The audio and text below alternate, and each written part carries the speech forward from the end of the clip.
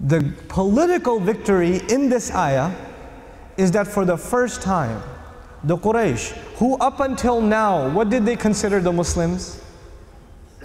They considered the Muslims a cult. They considered the Muslims traitors. You can call them a terrorist group. Back then's language.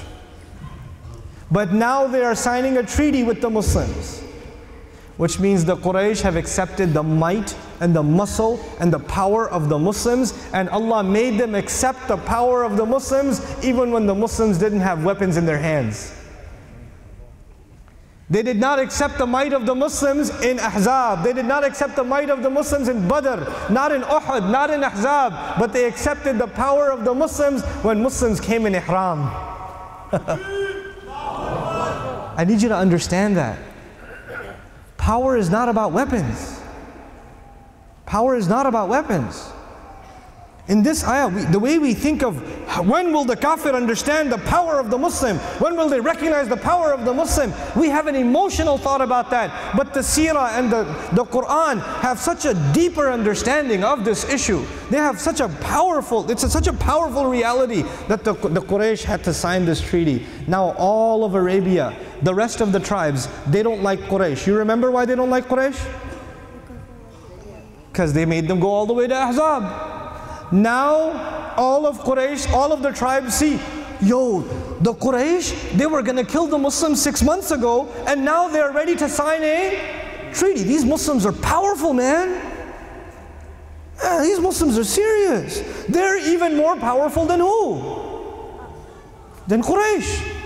Because the Quraysh were forced to sign a treaty even when the Muslims were not with any weapons. That's crazy, man. That's some crazy tribal politics. And in this time, we have 10 years of peace. 10 years of no fighting. 10 years of no fighting. Guess what? I want you to, have you ever seen the map during election season? They say this party's colored blue, the other party's colored red. Right? So the blue is this big and the red is that big. Right? Now think of it like this. I'll say that we'll give the Quraysh purple. Purple was huge, and the Muslims, white, was very little. It was very little. But especially during Ahzab, during the trench wars, all the tribes were against who? The Muslims. So the purple map was huge and the white map was very small. Now this little tiny white map goes over to the Quraysh and they make them sign a treaty. Now the white has become a little bit bigger. And the rest of the huge purple map has become neutral. Why did they become neutral? Because they don't like Quraysh anymore. So what do the Muslims do during the peacetime? The Muslims go to every one of those tribes and say, hey, you want to stay neutral? Fine. But if you want to side with us, you could side with us too. Because we're big. We got muscle. Look at what we made the Quraysh do. And so some tribes say, nah, you guys are, I'm scared of both of you guys. I don't want nothing. I want to be Switzerland. Okay? And some other tribes say, you know what? Sign me up. And guess what happens in these supposed to be 10 years. It doesn't take 10 years. But in months, the map of the region, the white starts getting bigger and bigger and bigger and bigger. And what's getting smaller? The purple's getting smaller. Poor guys are getting squeezed. And they're so squeezed and they're scared. Because one of the items in the treaty is, if we fight or you fight, if any fighting happens, then the whole thing is canceled. Then the whole thing is canceled. So the Quraysh ended up fighting by accident. They didn't mean to do it. They just ended up in a fight and some Muslims got killed. Oh no. If the treaty is gone, then what will the Muslims do?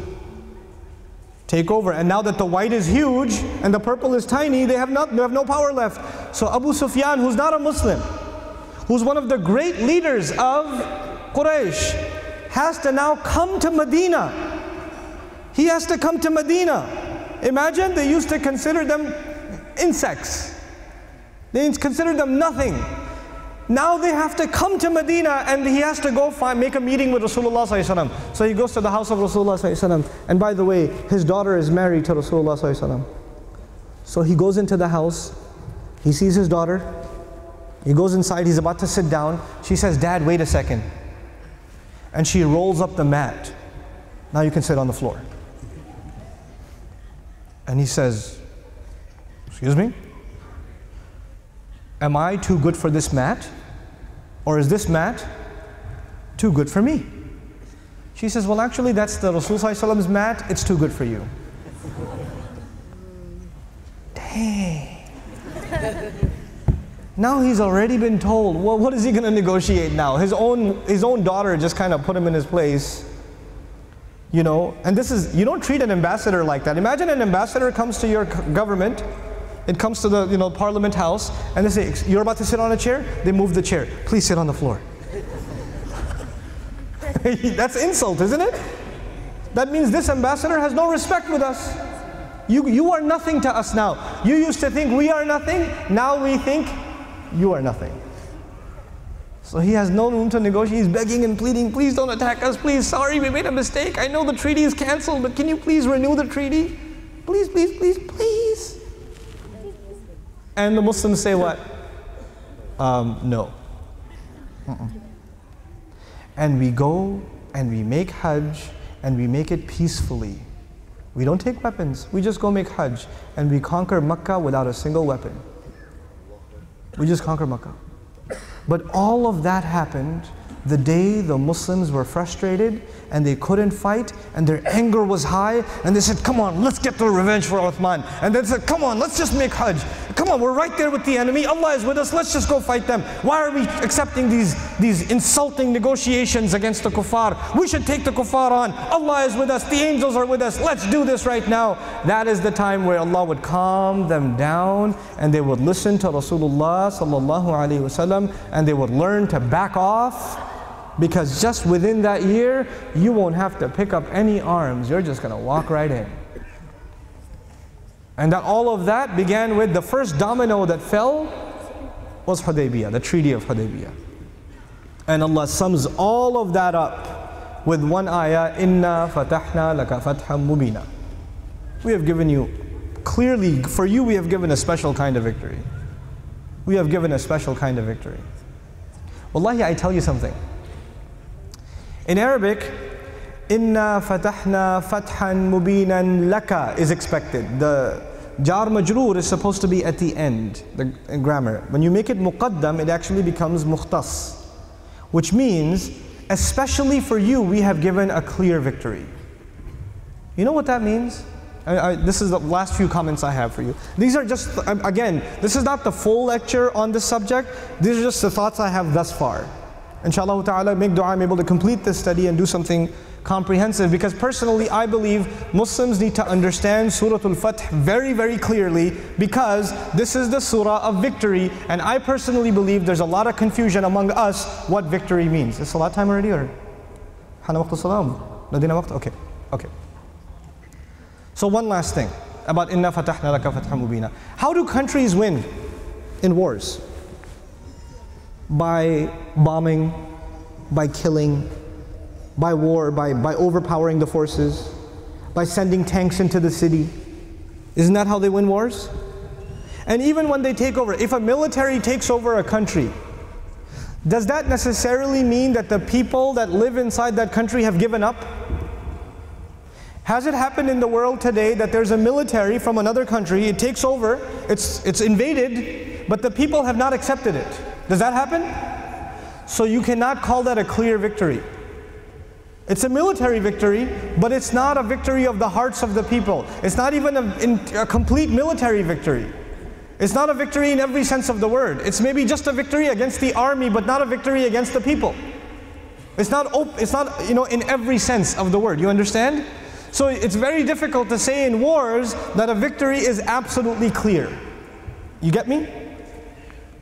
In the Fath of Makkah, Allah says, Inna fatahna laka fathan, not just fathan. Inna fatahna laka fathan mubinan.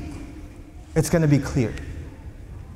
The clearest victory in human history is the victory given to Rasulullah sallallahu alaihi wasallam, and that victory wasn't even the result of war. It wasn't even the result of war. It was the result of strategy. It was a result of patience. It was more important than anything else, it was the result of discipline. It was the result of discipline. The Sahaba are the ultimate victory. Not because they go in the battlefield, because they obey the Messenger sallallahu alaihi wasallam unconditionally. When he tells them to put the ihram on, they put the ihram on. When he takes it off, they take it off. When they walk to Makkah, they walk to Makkah. When they have to walk back, they'll walk back. No complaints. No complaints. We want victory. Allah is telling us the prerequisites. We have to have discipline. We have to have control over our emotions. We cannot be mobs, angry mobs that can't think clearly. We have to be people that understand the definition of victory from Allah's book. We have to become these thoughtful people, you know. The ummah today, the last thing you find in us is discipline. It's so sad. The last thing you see in us is discipline. We don't even have discipline in the way we park our cars outside the masjid. By the way, when salat begins, it's beautiful discipline. It's beautiful. We all, you could be anywhere, our kids could be going crazy. When qad qamat as-salah, qad qamat as-salah, we all line up perfectly. Isn't that the case? Everybody checks their feet. Everybody lines up perfectly. And as soon as salat is done, we go back to chaos again. The salat 5 times a day, what does it teach us? Discipline. And actually it proves that Muslims are capable of amazing discipline. You cannot find any other religion that just a simple call is made. Allahu Akbar, ashhadu an la ilaha illallah, ashhadu anna Muhammad Rasulullah, hayya ala salah, hayya ala falah, qad qamat, and all the conversations will stop, all the cell phones will turn off, everything will go dark, everybody will stop playing, everybody will stop sitting down, everybody will stand up, perfectly line up like an army. Even though they don't know each other, they never trained together, they don't even know who the general is who's leading a prayer, they don't know nothing, but they will line up immediately. That is impossible anywhere else other than this religion. We are a people of discipline, but unfortunately outside of salah, what we learn in salah needs to now come outside of salah. We need to become disciplined people. These are some thoughts that I wanted to share with you, especially with the younger generation here, just to illustrate that there's a lot to think about in Allah's book. There's a lot to reflect in this deen, a lot to understand, a lot to grasp. And if we begin to become people who deeply, truly understand the book of Allah, then we will be in a better position to act on the book of Allah. If you want to act on the book of Allah, you first have to understand the book of Allah. If you don't have a good understanding, you're not going to have a good action. You're not going to have good implementation of Allah's book. And this book is not like a magazine. It's not like an article or a blog. You can't just read it just like this and I get it. أَفَلَا يَتَدَبَّرُونَ الْقُرْآنِ. Don't they reflect deeply on the Qur'an? Every ayah you have to think about it. You have to ponder over it. You have to study it. You have to dive in like you're diving into an ocean. And then you will get the wisdom that you can act on. You can't just casually browse through it. It's not a casual read. You can't skim through the Qur'an to get its treasure. You understand that?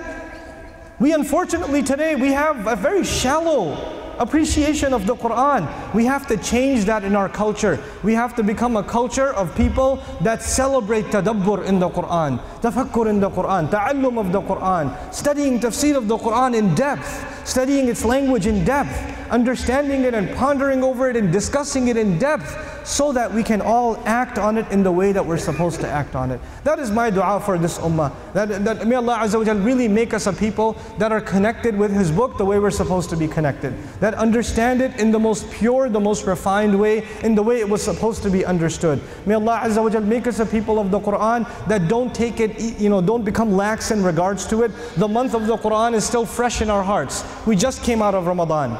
But don't let it dry up so easily. Study Allah's book, guys. Study Allah's book. You spend your nights discussing world politics and nothing has changed. How about you spend your nights memorizing a surah or two? How about you spend your nights studying the book of Allah a little bit more? If the world won't change, at least you will change. At least you will change. And wallahi, when you change, then the world changes. Until you don't change, the world will not change. The world will not change. The Sahaba were the ultimate change. They brought an amazing transformation within themselves by Allah's book. And because of the change inside of themselves, Allah gave victory in their hands. The victory of conquest was nothing. That was just nothing. That was insignificant. This dunya was created for us. It's been made for us. We just have to we have to prove to Allah that we are just for Him. When we prove to Allah that we are for Him, then He will hand dunya over. It's no big deal to Him. There's nothing to Him, subhanAllah.